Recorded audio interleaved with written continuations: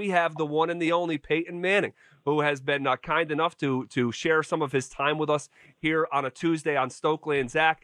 Peyton, let me just start here. Leading up to the event, I was holding my breath for a couple hours. I was checking the weather report down there in Florida. I did not think that it was going to go down. What was the process like leading up to actually teeing off? Well, it was such a shame because both Tom and I got in there Thursday night and got to play a couple practice rounds with Tiger on Friday, and Tom got to play with Phil, and the weather was perfect. And then just like all things, you want it to be perfect again Sunday, and just the rains opened up, and somebody told me that they got so much rain Monday, and this morning they had to close the course. So Monday was the makeup day. That wouldn't have been good. So I think it was Sunday or bust, and luckily no thunder, no lightning, but it kind of reminded me of playing Stokley was there when the Colts played the Bears in the Super Bowl, a full monsoon rain, and it's not the way you sort of dream about it, and kind of had a similar start for me to that Super Bowl, Zach. Devin Hester ran the opening kickoff back, and I threw an interception the first time we got the ball. So when I yanked that drive left and Tiger's looking for my ball, I mean, it kind of reminded me of me and Stokley looking for his golf ball and my golf ball the times we play. So, but things got a little better after that. No, they did. Talk about the nerves, Peyton, and thanks again for joining us. Were there a lot of nerves there? Not much nerves there? Coming down the stretch also. You made some big shots coming down the stretch. Talk about the nerves and just the overall experience and how you felt. Yeah, I was nervous. I think anytime you're sort of in somebody else's world and kind of behind the ropes, and I think not having the fans there probably helped a little bit because and maybe that was the real reason fans weren't there, because Brady and I could have killed a couple people with some of those yanks, and so at least there were spectators there, and so I think maybe that helped a little bit. The weather might have helped a little bit too, Stoke, because at that point, I was kind of saying, wow, usually I just don't play in rain quite like that. And so your expectations kind of lower a little bit. So maybe that helps you relax a little bit. But, I was pretty nervous the whole time, never totally comfortable. Obviously knowing it was, like Zach said, raising money, $20 million. I kind of kept reminding me of that. This is a charity event. Let's enjoy it and have some fun. But there's no doubt my heart was beating on a couple of those iron shots on the back nine. Well, I got to ask you about those. I thought the shot of the day, Tom's shot was cute. The birdie on that par five, the hole out shot, that was cute. But in the fourth quarter, when they had all the momentum and Brady and Mickelson step up on 16 and just stick it tight, and then you come on top of those two guys when y'all are on the ropes a little bit, I thought was the most clutch shot of the day, the best shot of the day. Talk about that shot. What club did you hit there? And then also the second shot on 18 I thought was a really clutch shot also right there. Yeah, it was playing about 180, but Tiger, no offense, Stoke, he is the best caddy green reader I've ever had. I love you, but the guy, the way he reads the putts, it's unbelievable.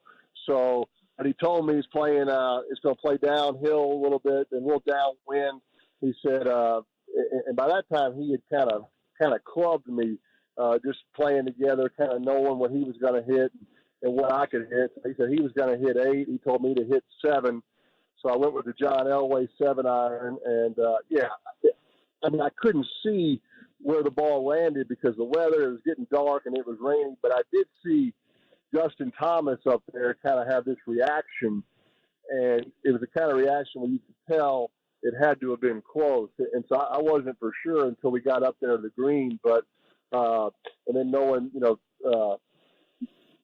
a tap-in birdie, certainly was it was good timing because they were definitely going to make birdie because Mickelson would have made that putt. Mickelson makes everything anyway, so it could have been tied up going into 17 and 18.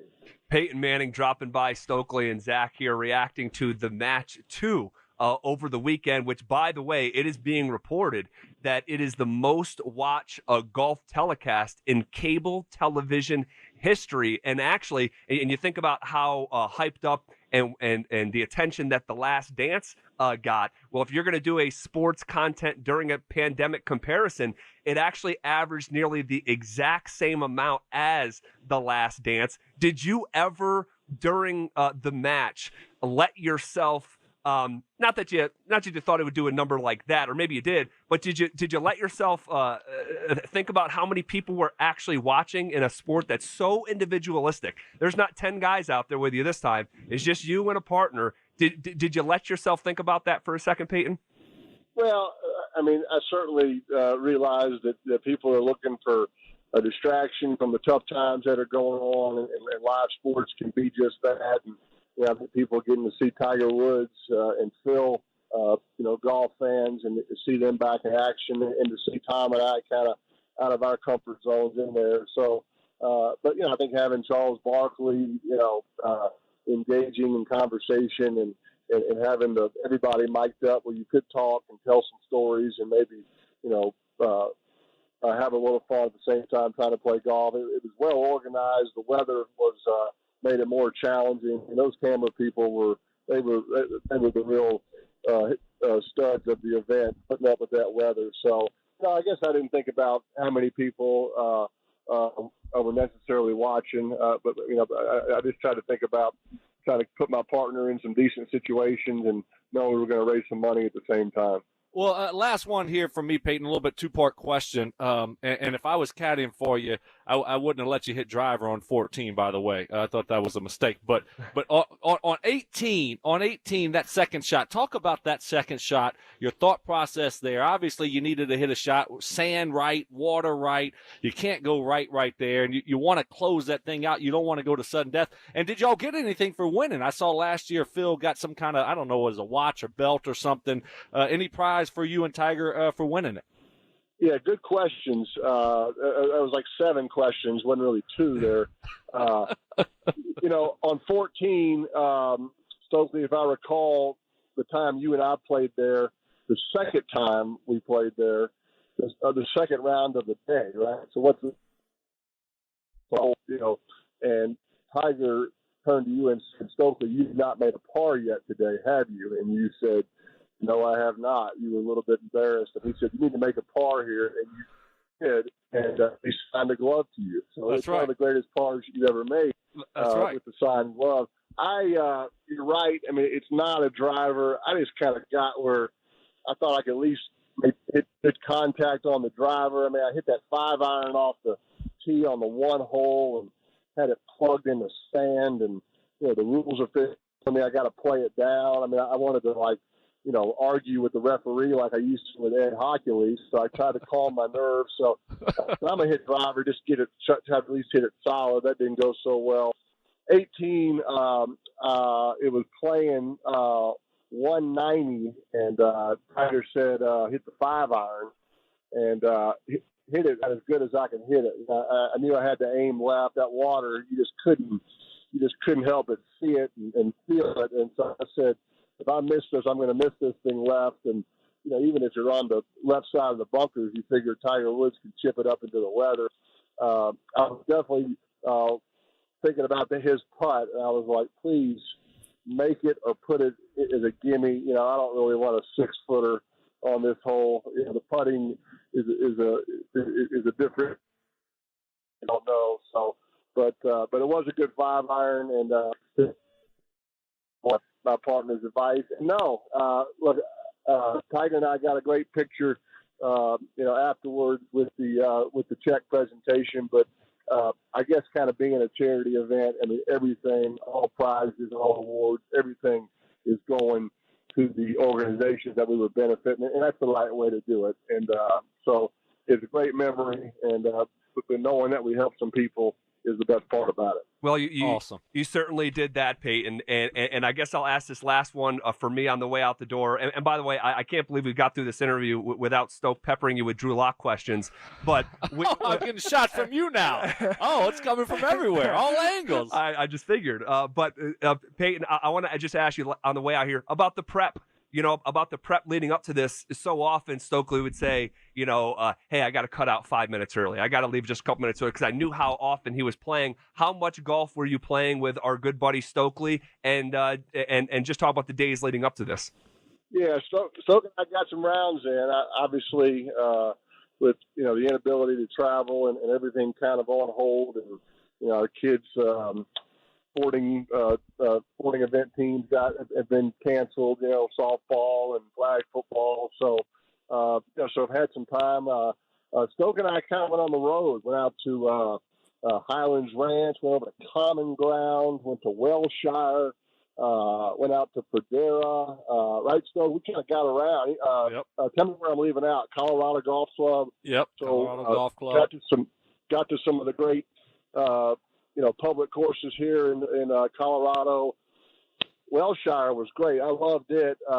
Stokely forgets to check us in. We're getting ready to tee off on one. This guy comes out of the car. Hey, who are you guys? You guys didn't check in. I'm like, Stokely, you didn't check in? And then the guy almost picked us off the course. Stokely forgot to check in. So, I'm glad we got that round in. But I played, I don't know, Stoke. I mean, we got after it a little bit. Stokely, it's always great because it's fun on the course. And then all those years we played together, there was a full recap the next day in the weight room or out there on the practice field in the summer. So great memories. We're not teammates very much. The only thing I was thinking we didn't do, so we should have done a little mock game, where, me, you, got John and Zates, everybody, you could have been Tiger, John could have been Mickelson, Zates could have been Brady, play a little mock game, get a little trash talk. That's the only thing we didn't do. Yeah, we next year. I'm done. I'm out. The match 3, if there is one, I will not be a part of it. I can promise you that. No. Well, it was awesome. Hey, I couldn't have been more fired up for you. I love the way that you finished down the stretch. That made me happy, and congratulations. Well done. Obviously, y'all did a great thing and raised a lot of money, and that's what it was all about. Thanks for joining us, Peyton. Appreciate it. All right, Stoke. All right, Zach. Y'all take care. All right. Thanks, buddy. There he goes, the one and the only PFN, Peyton Manning. Man, that was a blast.